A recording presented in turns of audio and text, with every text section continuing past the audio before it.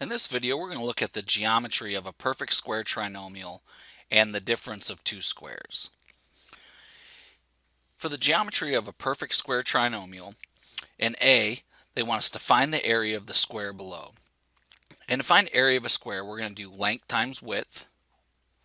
And our length and our width is A plus B. So area is going to equal A plus B times A plus B, or A plus B squared. And in B, it says the square from part A can be divided into 4 regions.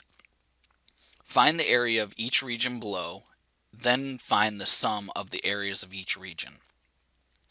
So the area of region 1 would be equal to A times A, or A squared.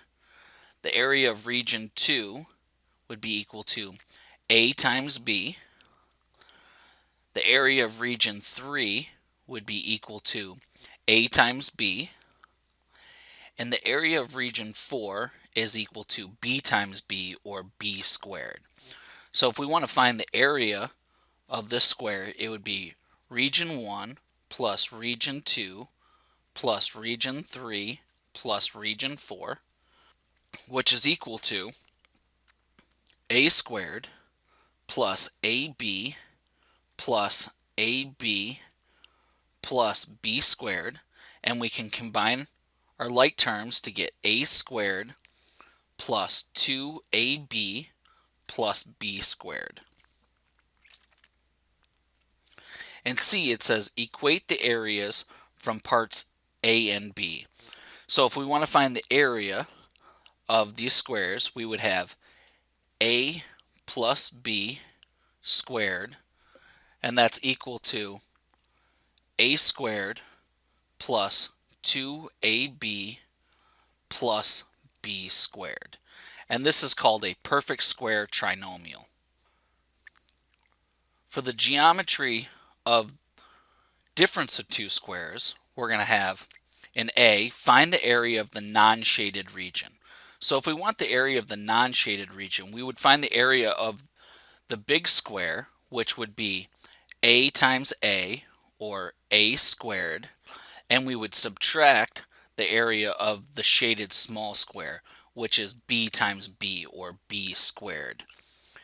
In B, it says the non-shaded regions can be arranged as shown below. Find the area of the resulting rectangle. And we would have A minus B times A plus B.